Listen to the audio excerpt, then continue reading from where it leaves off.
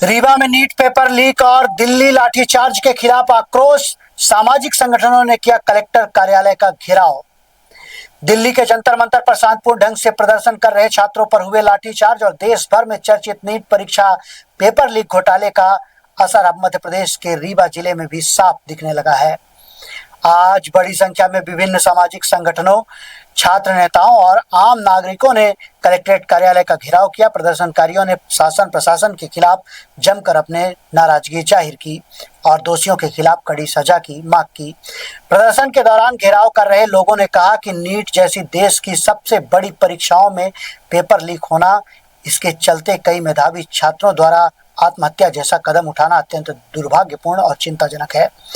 प्रदर्शनकारियों का सवाल था कि इस पूरे तंत्र की नाकामी और छात्रों की मौत का जिम्मेदार कौन है।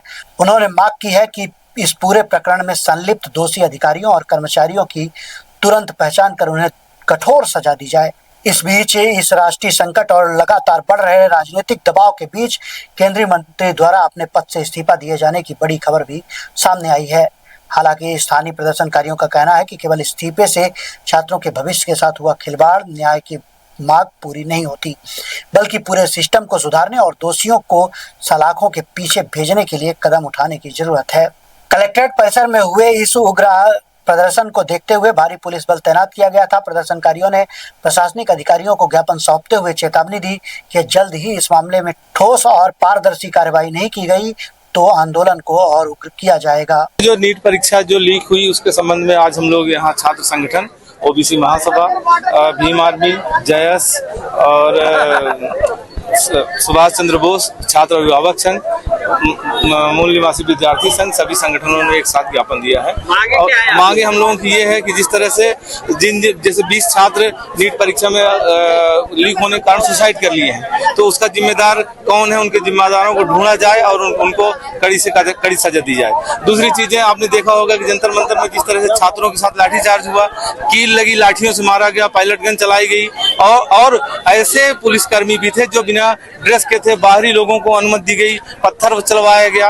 तो उसके जो जिम्मेदार लोग हैं उनको कड़ी से कड़ी सजा दी जाए, क्योंकि इस तरह की जो कील की मार है वो भारत देश की जनता नहीं सहेगी। और एक बात और सामने आई है कि महिलाओं के साथ जो अभद्रता हुई, उनके कपड़े फाड़े गए, तो जो पुलिसकर्मी थे प्राइवेट पार्ट उनके टच किए गए, डंडा लगाए गए, तो ये भारत देश माफ नहीं करेगा। वो पुलिसकर्मी है, उनका सम्मान है, लेकिन ऐसे पुलिसकर्मियों का नहीं है जो हमारी महिलाओं बच्चियों का अपमान करेंगे।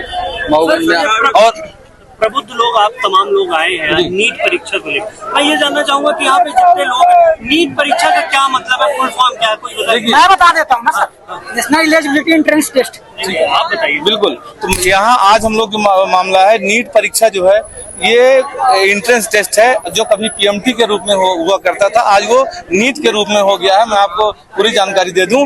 और ये अब सिर्फ मामला नीट परीक्षा का नहीं रह गया है, जितनी परीक्षाएं हो रही हैं इस समय देख लीजिए, उनका चेक करने का कोई भी सिस्टम नहीं है। बस ऑनलाइन जाके हम प्राइवेट कॉलेज में परीक्षा दे आए हैं और पता लगता है कि 184 में से 84 लड़का पाने वाला पटवारी बन जाता है और उसे ये नहीं मालूम कि मध्य प्रदेश की राजधानी क्या है। और जब जांच होती है तो पता लगता है क्लीन चिट, उनको जो है उनका कोई सिस्टम ही नहीं है सरकार के पास चेक करने का। तो अगर उनके पास सिस्टम नहीं है तो ये इस तरह की जो पूंजीपति लोगों को कभी बर्दाश्त नहीं करेगा भारत सरकार। और प्रतिभावान छात्रों की आत्महत्या जो हो रही है वो भारत देश कभी माफ नहीं करेगा। और ये इन छात्रों का आंदोलन अभी तो और बढ़ चढ़ के होना है, वो सब आप लोग देखेंगे। शिक्षा मंत्री का इस्तीफा तो ठीक है, उनका तो चाहिए ही चाहिए, हर उस जिम्मेदार व्यक्ति का चाहिए जो अपना काम जिम्मेदारी से नहीं कर रहे हैं। ना सिर्फ नीट का बल्कि जितनी भी परीक्षाएं हो रही हैं, हम रीवा से हैं, रीवा का टीआरएस कॉलेज देख लीजिए, पूंजीपतियों के लड़के और